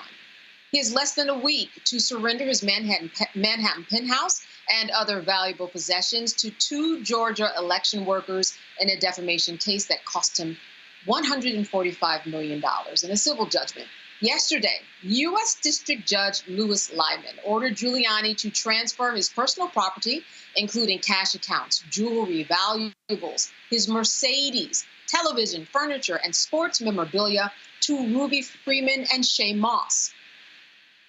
Now, he has to also hand over his Madison Avenue co-op apartment. If you recall, Giuliani accused the mother and daughter of many things, including excluding observers during the vote count, introducing suitcases of illegal ballots, counting the same ballots multiple times, and secretly passing around flash drives during the 2020 election. Giuliani was found liable last year for defamation against Freeman and Moss. In their lawsuit, the 2 women said that they suffered emotional and reputational harm and fear for their safety after being falsely singled out for ballot tampering. A lot going on there, Joy. You know, this is what happens. You know, we were talking about misinformation in the previous segment. And this is what happens, Joy, when misinformation goes too far. That's right. It's what happens when misinformation goes too far. But these were intentional lies. I think sometimes the misinformation term is too polite. These were lies that they knew were lies, that they knew were meant to misinform and to try to disenfranchise people, to scare people into not being election workers, to punish people who helped people vote, to gin up anger and resentment amongst their own base, to create a villain. And those villains didn't just by happenstance happen to be Black women. If you are a Black man out there and you're thinking about yet another reason you should not want these people back in office, these are folks who intentionally targeted Black women who were serving their community. They got death threats. So Rudy Giuliani absolutely deserves everything that's coming to him. He had such a position of power and authority in our nation, and instead of using it for good, he used it for ill. And so, yeah, I forfeit all of that property. You have to find a way to repay back for your transgressions, just like the people you incarcerated when you were a prosecutor and when you were mayor. Yeah. Wow. Yeah, you're bringing it home right there. You know, Rebecca, what's interesting is that you would think that this would be a warning to many people who are continuing to lie, but it doesn't seem to be working out that way. You know what? You love to see it. I mean, good for Shay and her mom. They are moving on up to the east side. They finally got their deluxe apartment in the sky. You know, I'm grateful for that for them. Here's the thing. People are spreading, like Joyce said, misinformation. I don't think is even appropriate here. This is disinformation. Disinformational is intentional lies targeted to certain groups of people to get them to do certain things. And so we know that after the 2020 election, both Donald Trump and Rudy Giuliani, they were saying certain things because they thought they were going to get the public on their side and their public believing that the 2020 elections were rigged, when in fact, we do know that there's been lots of data and reports that have shown, even Trump's DOJ at the time, that showed that the election was not rigged. You know what? Just like we've seen, like Fox News having to pay money for lies that have been on air about people, about companies. Fox isn't going to be the last. Giuliani is not going to be the last. They most certainly wasn't the first. But people have to understand when you are saying lies on people and there is a harmful impact, you can be sued. And you could be sued and you will lose and you would have to turn over your deluxe apartment in the sky. Exactly. And Joy, other stuff. I mean, we're talking about championship rings and jewelry, and he had 23, 24 luxury gold watches. All of that is kind of just up for the giving in here in terms of the give back. It seems to me that people would be able to get a lesson from this. They're not getting that lesson, but I think it speaks to the larger picture. That here you have a man that was highly regarded, if you think about before 9/11 and post 9/11, and this was a man, his reputation seems like it could never be damaged, but here he is on the other side, and I think that this really speaks to an important lesson about those people who call themselves supporters of Trump.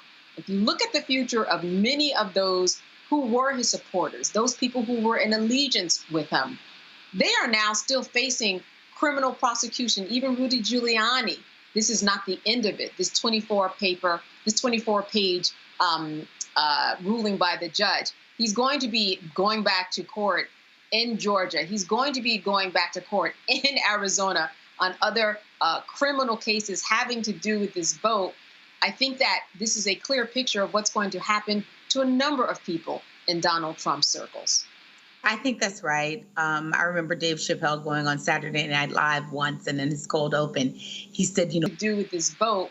I think that this is a clear picture of what's going to happen to a number of people in Donald Trump circles. I think that's right. I remember Dave Chappelle going on Saturday Night Live once, and in his cold open, he said, what kind of man profits while his friends die? At the time, we were in a moment of COVID. But the truth is, Donald Trump has thrived in that. He is the kind of person who excels off of the backs of his friends.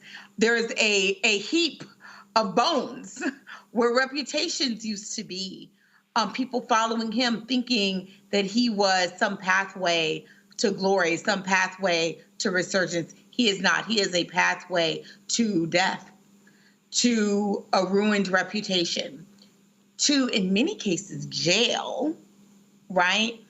And the people who come on the other side only come out when they have to completely disavow him and all of the other things that he said before. We have seen it happen before. I think we're going to see it happen with J.D. Vance. Who's out there defending J.D. Vance? As he is he is weird, but he was someone that could have been a rising star, but he hitched his wagon to someone who is a disaster. Now, Trump makes fun of him and is discarding him in the trash heap of history. Same thing with my former law school classmate, Governor DeSantis in Florida. Haven't heard from him since. He has been destroyed. Donald Trump is destroying the Republican Party, which is why their leaders are breaking apart from them and supporting Kamala Harris. Rebecca, he deserves it. He deserves it. What is it that Vice President Kamala Harris should be doing at this point? And I say this because you have all of these things going on, everything we've talked about on this show right now. Seems like so much should be working to her advantage. Certainly, we know that she's making her rounds, has been more specific about her plans to increase housing and bring down healthcare costs. But what else could she and should she be doing at this point to bring it home? In the campaign, one thing that I would remind any campaign, especially if it's a presidential campaign, you also have to make sure that there is an adequate ground game. You have to make sure people are knocking on doors. It can't just be people like me who live in Washington, D.C. going into these states, but you actually have to hire people on the ground who live in these communities. You have to make sure that money is flowing to organizers, to neighbors, to compel other neighbors to get out, to turn out to vote. Because once again, if Rebecca's knocking on someone's door, maybe they'll vote, maybe they won't. But if it's their neighbor that's knocking on the door and compelling them to vote, that's going to be definitely more effective. It's going to be definitely more impactful. And it's going to be someone who can relate to that person with what they're going through in their everyday life where they live.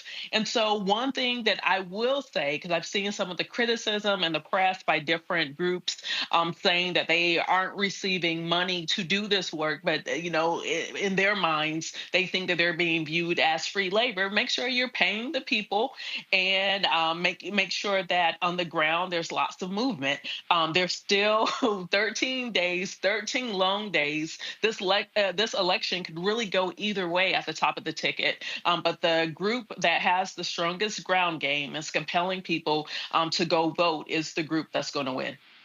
Yeah, and I'm going to close on you, Joy, before we go to break. A lot of people who said, who voted early, they said, I went in, I didn't know who I was going to vote for until I went in there. So there's time. There is time for people to and make themselves informed. There's time for the groundswell of support in terms of people who are going out there, making sure that people vote. There's time to make a change, even though we are less than 2 weeks away. I said it before, I'll say it again. I want us to focus on people who are apathetic, who need to be reminded of how important their vote is. We know those people to come out, and I know that when they come out, they're going to support Kamala Harris. If you're not decided right now, you're not going to go out and support Donald Trump. Those are going to break towards Harris. So I want us to focus on people who are undecided, undecided about whether to vote, not necessarily who they're going to vote for. Then I want us to talk about joy. This feels a lot more like Obama moment than God bless her, but Hillary moment. We need to have a groundswell of people who are excited about where our country is moving towards we're one of the last major nations to not have a woman president. That's important. We can lead into that. Future, hopefulness, joy, freedom. We have been moving away from that in that's the promise of Donald Trump. That's the promise of Donald Trump. Joe Biden helped us repair from his disastrous administration to Trump's administration. Now we have the ability to move forward beyond not just repairing, but driving forward. That's what the closing argument should be of this next couple of days for the Harris campaign. All right, you are watching Roland Martin Unfiltered live here on the Black Star Network. We'll be back after these messages. Stay tuned. Disastrous, alarming, a plan that shreds American values. That's what independent news sources and conservatives are saying about a proposal from right-wing extremists called Project 2025. It would threaten hundreds of thousands of jobs created by the Clean Energy Plan, give massive tax breaks to big oil, and roll back protections that keep corporations called Project 2025. It would threaten hundreds of thousands of jobs created by the Clean Energy Plan, give massive tax breaks to big oil, and roll back protections that keep corporations from poisoning our water with toxic chemicals. Project 2025, a dream for them, a disaster for you. In 2016, Donald Trump said he would choose only the best people to work in his White House. Now those people have a warning for America. Trump is not fit to be president again. Here's his vice president. Anyone who puts himself over the Constitution should never be president of the United States. It should come as no surprise that I will not be endorsing Donald Trump this year. His defense secretary. Do you think Trump can be trusted with the nation's secrets ever again? No. I mean, it's just irresponsible action that places our service members at risk, places our nation's security at risk. His national security advisor. Donald Trump will cause a lot of damage. The only thing he cares about is Donald Trump. And the nation's highest-ranking military officer. We don't take an oath to a king or a queen or to a tyrant or a dictator.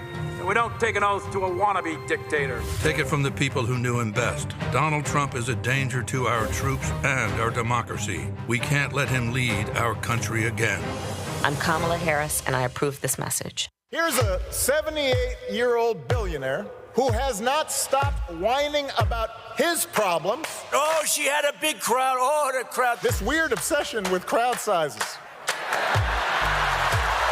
just goes on and on and on.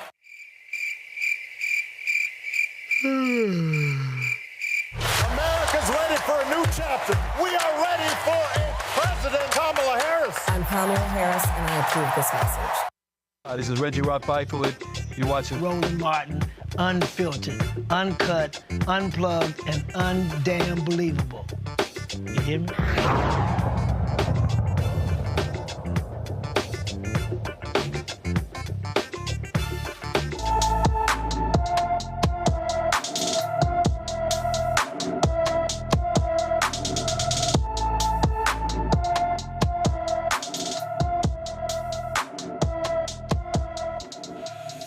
Dante Anderson has been missing from his Beaumont, Texas home since April 20th of 2024. The 16-year-old is 5 feet 5 inches tall and weighs 125 pounds. He has black hair and brown eyes, and anyone with information about Dante Anderson should call the Beaumont, Texas Police Department at 409-880-3865.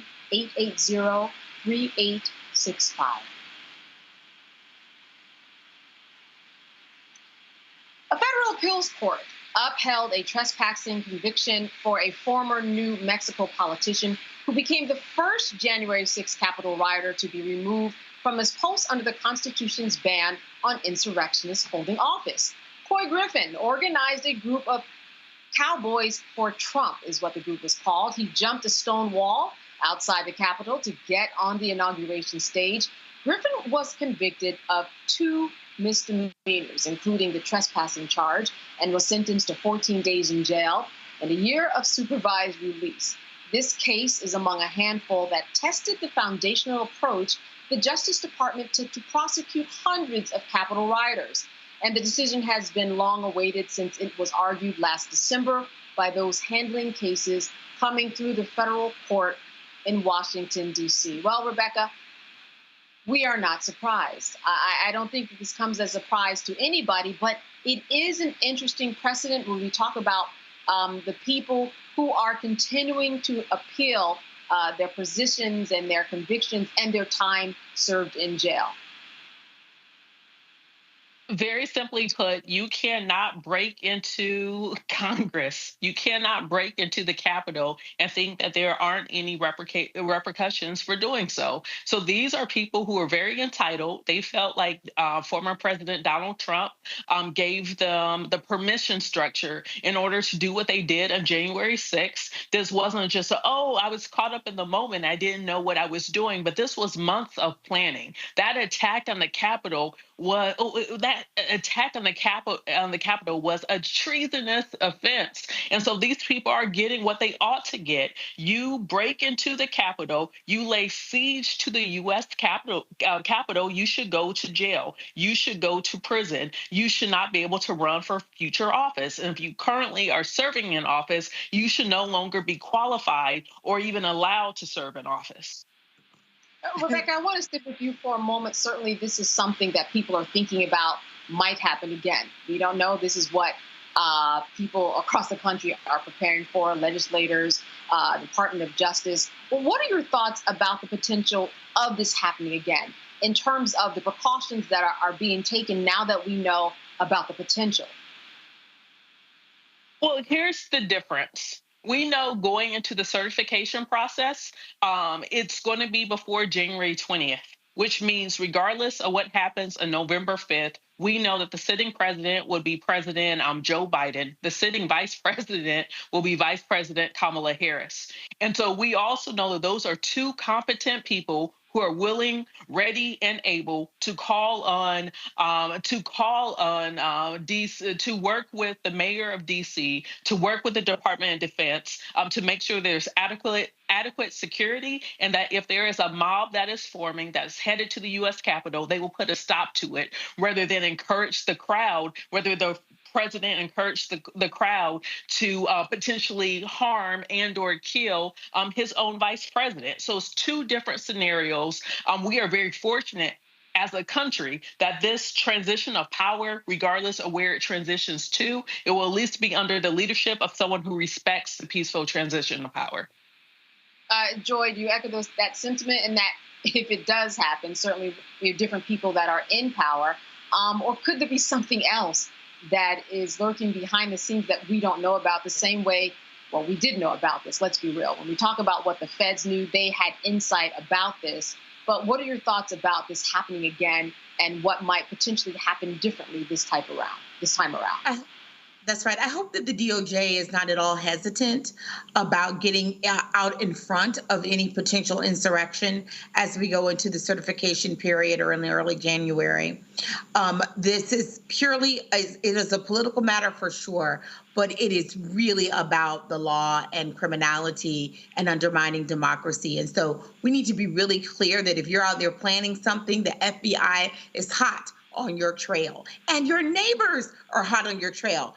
Keep in mind, many of these people, they didn't arrest them when they were in D.C. They actually went back home, and their neighbors turned them in. And then they also caught them on camera because, of course, they were seen in full view of everyone. And just in case you forgot, they didn't just ram their way in. They defecated on offices and surfaces within the Capitol. They killed or led to the death of Capitol Police officers. They assaulted them. They took the American flag and used it as a weapon. And then at the end, they got a chance to walk out and go home because Donald Trump did not make sure that we were protected in the way that we needed to be. If that had been anyone else, if you are a man of color, can you imagine? If you're a woman of color, any race, can you imagine? I was a Senate chief. So these were my hallowed grounds, right? This is where I walked. And I remember watching on TV a woman being escorted down the steps. And I thought, if that had been my mother, if that had been me, they certainly wouldn't have treated me so gingerly. These people are criminals. They are thugs. They are people who incited a mob to take over the United States Capitol with the sole goal of that's two goals: trying to kill Mike Pence. So if you're a Republican, J.D. Vance, any Republican, Donald Trump sought and encouraged people and incited them to seek to kill his vice president. He understood what his words were saying. He understood the meaning, and yet he persisted. He played fast and loose with Mike Pence's life. He could have been killed that day. That's right. This is what's at stake. You know, about over 700 people, 730 people have pled guilty. You've got over 500 people who have served some type of incarceration on some level. I just want to stay with you for a moment. Is this a sign enough for people to know, let's not even try this? There have been people who have been appealing this now for years, and they're not coming through as victors on the other side. No, they're losing because we know what they did. It was illegal. I mean, look, I just can't even believe we're still talking about this. The folks who, I'm glad that I understand why we have to talk about it, but I just cannot believe they're continuing to appeal. Serve those sentences and go home and never do it again. The smartest people have used this as an opportunity and are now talking like, hey, I was on the Capitol on January 6th. Donald Trump encouraged me to be there. I thought I was serving him. He left me hanging. He's at Mar-a-Lago, and I'm in jail. My family's life has been ruined. Case in point, when we're to Rudy Giuliani and the rest. So this should be a deal breaker, and in part because the sole goal, besides trying to threaten Mike Pence, the other piece was they were trying to undermine the will of the voter. So if you went out and voted for Joe Biden and Kamala Harris in 2020, they were seeking to undo your vote. That's what they were seeking to do. Yeah, Rebecca, it seems as though, quite intentionally, Donald Trump is saying this could happen. He's saying it by not saying that it's not going to happen. What are your thoughts about the potential of something like this happening? This country has to decide how it wants to move forward. Prior to what happened January 6th, 2021, the last time we saw such a large-scale insurrection, those folks were able to get houses, jewelry, reparations, and all sorts of things after it happened. And I'm talking about the Civil War. So until this country actually deals with its past, because like Joy mentioned, if these are, Joy said people of color, but I'm going to be a little bit more specific. If this was Black men and Black women storming the U.S. Capitol, we would have seen Black men and Black women being slaughtered on national TV, made an example. And so until this country, and I'm not suggesting that we want it to go that way while we're awaiting the count, waiting the certification, if there is some type of incursion. But I just want to note, if the race of these people were different, the outcome definitely would have been different. Because we know this is America and was largely white folks then, and it's largely white folks now who are talking about doing something again in January while the count is happening, then this government must make it very clear these people need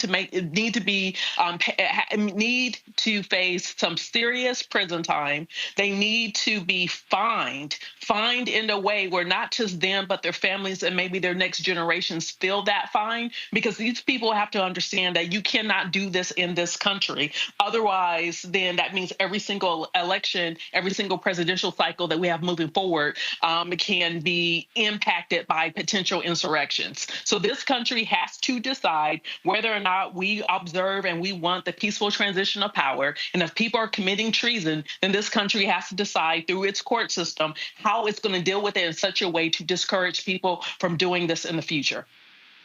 All right. Get informed. Stay informed. That is the message, the takeaway. I think the big one from here this evening. I want to thank both of you for being with us today, Rebecca Carruthers and Joy Cheney. Good to see you as always. It was the ladies' night tonight. Good time seeing you. Good time seeing you. Thank you. And thank you all of you. Yes, Thank indeed. You, and absolutely. Thank you for all of you who watched this evening. Have a good weekend. Roland Martin will be back tomorrow. And as always, good being with you. You've been watching Roland Martin Unfiltered. I'm Candace Kelly. Good night. Folks, Black Star Network is here. Oh, no punches! I'm real revolutionary right now. Support this man, Black Media. He makes sure that our stories are told. Thank you for being the voice of Black America, Roland. Stay black. I love y'all. All momentum we have now, we have to keep this going. The video looks phenomenal. See, there's a difference between Black Star Network and Black-owned media and something like CNN. You can't be Black-owned media and be scared. It's time to be smart. Bring your eyeballs home. You dig?